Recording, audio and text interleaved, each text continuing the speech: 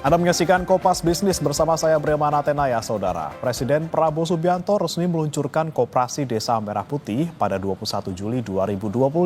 Presiden mengomando pengawasan ketat karena rekam jejak koperasi di Indonesia buruk, yaitu selalu gagal dan dikorupsi pengurus. Di Orde Baru ada Koperasi Unit Desa alias KUD yang singkatannya justru diplesetkan menjadi ketua untung duluan. Kata Presiden ini tidak boleh terjadi. Koperasi desa ditargetkan memutus rantai distribusi yang mempersulit petani desa.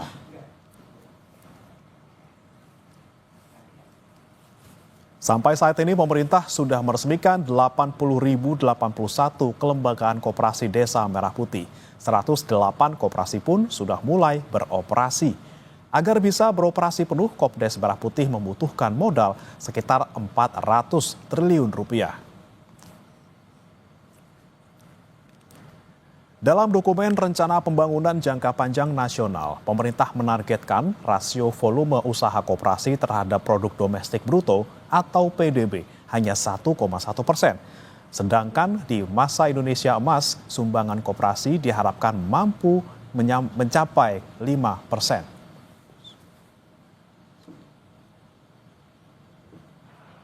Jadi ketua-ketua koperasi Merah Putih, kalau dipanggil itu untuk dapat laporan yang baik. Tapi saya yakin sekarang tidak ada. Koperasi Merah Putih milik rakyat. Zaman sekarang banyak gadget teknologi akan diawasi ketat. Ya, Menteri Koperasi, Wakil Menteri Koperasi semua ada sistemnya. Semua aliran uang masuk keluar semua harus pakai teknologi, ya. Jadi kata-kata ketua untung duluan sudah nggak berlaku lagi. Di peluncuran Koperasi Desa Merah Putih, Presiden Prabowo Subianto juga memperkenalkan istilah serakahnomics. Presiden menggambarkan pola ekonomi yang terlalu mengutamakan keuntungan tanpa mempertimbangkan kepentingan sosial. Serakahnomics bahkan dilakukan oleh vampir ekonomi. Ini nggak diajarkan di fakultas-fakultas. Ada yang mengatakan ada mazhab ekonomi liberal, neoliberal, klasik, pasar bebas, sosialis, ekonomi komando, dan sebagainya. Ini bukan, ini tidak, ini lain. Ini saya beri nama serakahnomics. Ini adalah serakahnomics. Ini tidak perlu kita kasih perlakuan yang baik. Saya sudah kasih warning berkali-kali sekian bulan. Tolonglah patuhi ketentuan, patuhi undang-undang. Rakyat kita masih banyak susah.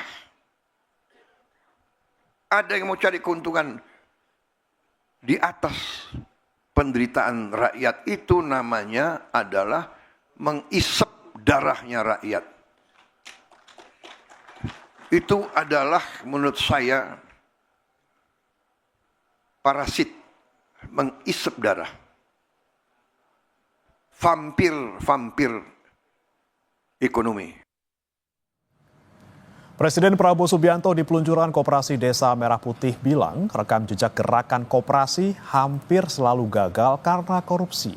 Kode apakah ini? Kompas Bisnis akan bertanya kepada Direktur Kebijakan Publik Selyos Media Wahyudi Askar. Selamat pagi Mas Media. Selamat pagi Mas. Oke Mas Media, kita sebelum ke mazhab barunya Pak Prabowo yang dibilang serakahnomics, kita pertanyaan pertama dulu terkait dengan ini, kalau konsep bisnis dan juga mitigasi koperasi Desa Merah Putih ini sudah clear belum Mas? Terkait dengan bagaimana kemudian model bisnisnya, ada yang mengklaim juga modal ada 400 triliun, kita bisa dapat 2.000 triliun gitu.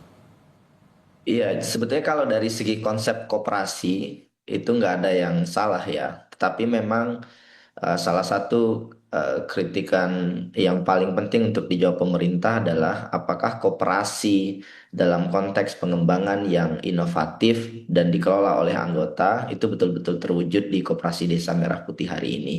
Dan secara konsep saya kira masih banyak yang harus diperbaiki karena pembentukan Kopdes Merah Putih sangat-sangat top down.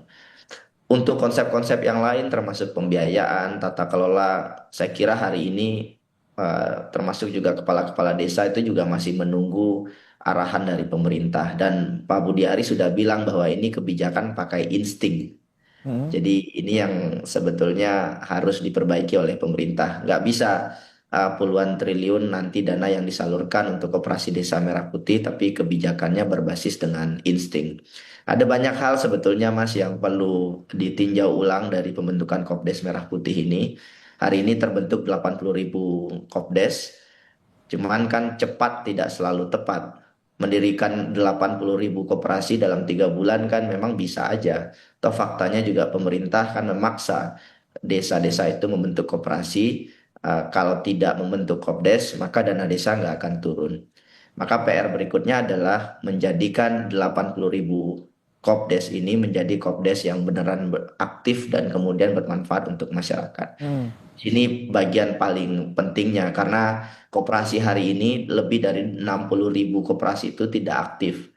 Dan masalah yang ada di Kopdes Merah Putih itu adalah bagaimana membuat koperasi yang inovatif dan kemudian bermanfaat untuk masyarakat. Dan Oke. terus terang saya khawatir karena sebetulnya yang dibutuhkan oleh koperasi-koperasi itu adalah pendampingan usaha termasuk juga penguatan sumber daya pengurus koperasinya. Hmm. Tapi kan ini masih jauh ke depan ya, dan saya lihat ada banyak pendekatan di awal pembentukan koperasi Desa Merah Putih ini yang keliru, Hmm. top tidak partisipatif dengan model bisnis yang belum cukup kuat, begitu Mas. Oke, baik, Mas Media, kita juga kemarin dengar bersama-sama Pak Presiden mengakui gitu ya kalau rekam jejak koperasi di masa lalu itu selalu nggak baik gitu. Tadi kan dibilang KUD, ketuanya untung duluan gitu kan ya, dibilang selalu ada korupsi, korupsi dan korupsi. Nah, apakah kali ini dengan konsep baru kemudian disebutkan dengan ketegasan Pak Prabowo, ini akan jauh lebih baik dari koperasi yang kemarin?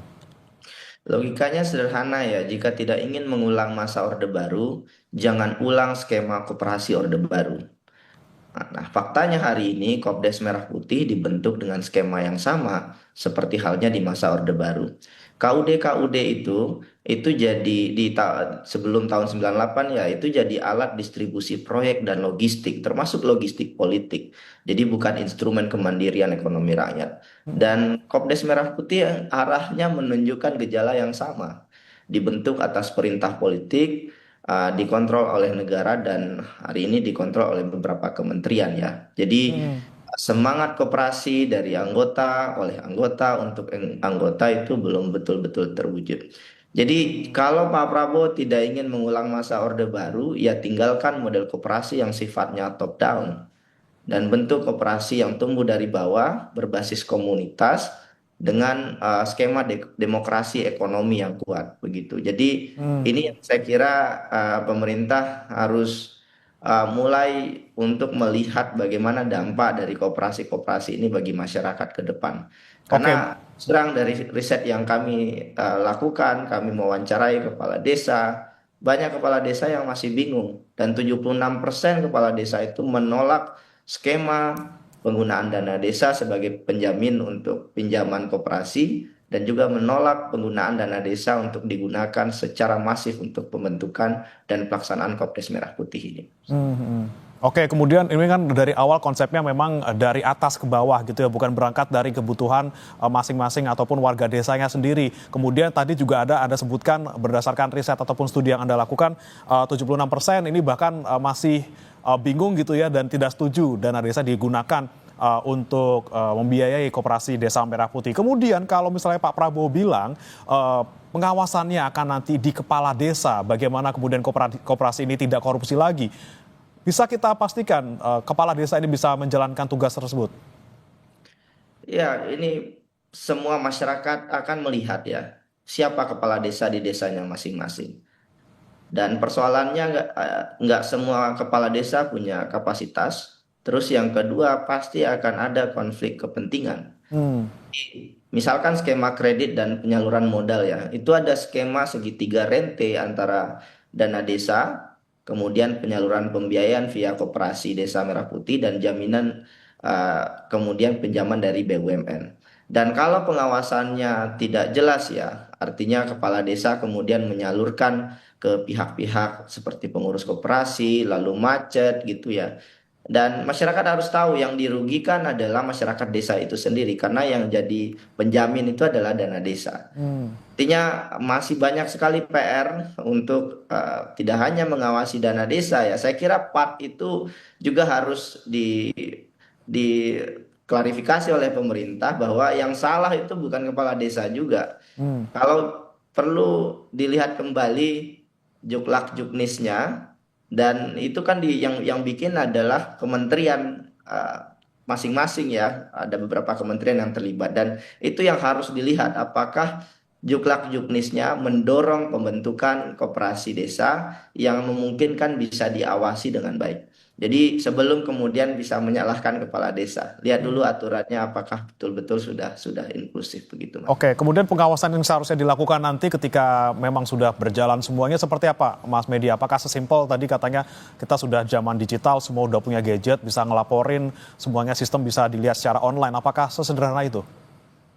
Sekarang bagian yang paling rumit adalah Bank Himbara. Bank Himbara kalau seandainya tidak hati-hati, sahamnya juga sudah turun kemarin pada saat peluncuran, itu kredit gagalnya, kredit macetnya bisa sangat banyak sekali. Jadi part pertama ada di Bank Himbara untuk betul-betul harus hati-hati menyalurkan. Tapi Bank Himbara kan juga terjebak pada permintaan politik ya bahwa dana ini harus disalurkan sesegera mungkin ke koperasi desa. Nah, disinilah masalahnya Mas nanti. Jadi dananya dipaksa untuk disalurkan, sementara koperasi desa Merah Putih baru berdiri, pengurusnya baru terbentuk, bisnis modelnya belum jelas, sehingga ujung-ujungnya nanti adalah gagal bayar. Dan kalau terjadi gagal bayar, itu sudah tidak bisa diawasi lagi. Yang harus dilihat adalah seberapa banyak kerugian dana desa dan seberapa banyak kerugian negara. Ini yang tidak kita inginkan, Mas.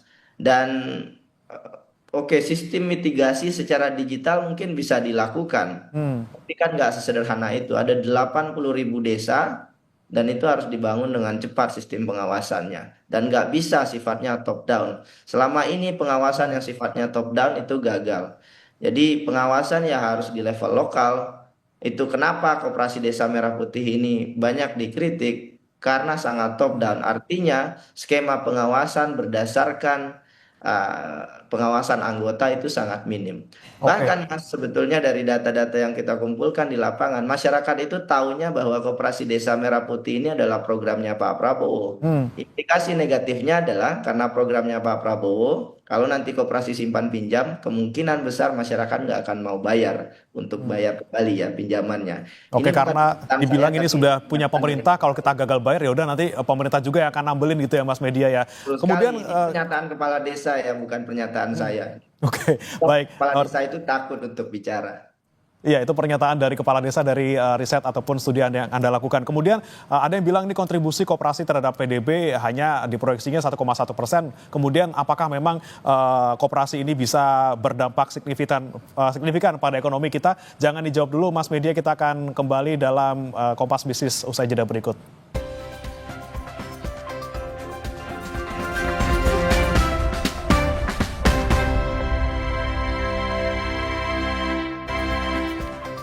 Anda kembali di Kompas Bisnis, Saudara, dan masih bersama kami juga bergabung Media Wahyudi Askar, Direktur Kebijakan Publik Selios. Mas Media, kita lanjutkan kembali. Tadi ada sempat singgung gitu ya, harga saham dari Bank Himbara, khususnya kalau kemarin kita pantau bersama-sama, ini ada BBTN, BMRI, BBNI, BBRI yang meluncur gitu ya, atau meluncur ke bawah gitu, tergelincir gara-gara di hari peluncuran Koperasi Desa Merah Putih. Nah, Anda melihatnya ini memang pelaku pasar modal ini juga sudah mulai pada resah, kemudian impact-nya seperti apa ke depannya, Mas Media? Ya, yang pasti itu bisa menjadi sinyal awal bagi pengambil kebijakan bahwa kebijakan yang tidak investor friendly itu akan dipersepsikan negatif oleh market. Pengambil kebijakan harus peka juga terhadap sentimen negatif dari market. Dan kalau kita lihat Koperasi Desa Merah Putih, peluncurannya sangat top down, ada 80.000 koperasi, tapi tanpa roadmap bisnis yang kredibel, kemudian meminta bank BUMN untuk mendanai, yang kemungkinan besar mereka juga akan kesulitan untuk melakukan proses appraisal yang ketat, itu sama saja dengan menjadikan Bank BUMN menjadi ATM politik yang populis, Hmm, jadi bukan lagi sebagai lembaga intermediasi yang sehat. Dan akhirnya kemudian kan terjadi moral hazard yang ditakutkan oleh banyak investor, sehingga risiko non-performing loan-nya akan naik. hmm, Dan ketika risiko-risiko ini naik, kemudian juga pasti investor akan mikir bahwa bank-bank ini berada dalam posisi posisi yang tidak menguntungkan. hmm. Jadi ini harusnya menjadi sinyal untuk pemerintah agar Koperasi Desa Merah Putih ini juga ditinjau kembali proses pelaksanaannya dengan mitigasi risiko yang kuat. Dan lagi-lagi juga jangan mengorbankan Bank Himbara. Percuma saudara-saudara kita pegawai Bank Himbara itu pontang-panting siang dan malam membangun Bank Himbara, tapi kemudian banyak dana kur, kredit mikro yang kemudian harus macet semata-mata untuk memenuhi ambisi penyaluran dana Kopdes ini yang tidak melewati asesmen yang kuat. Oke. Jadi ini lagi-lagi pengingat ya bagi pemerintah untuk lebih hati-hati, dan saya kira kawan-kawan Bapak Ibu di Bank Himbara harus berteriak lebih keras Hmm. untuk tidak terjadi.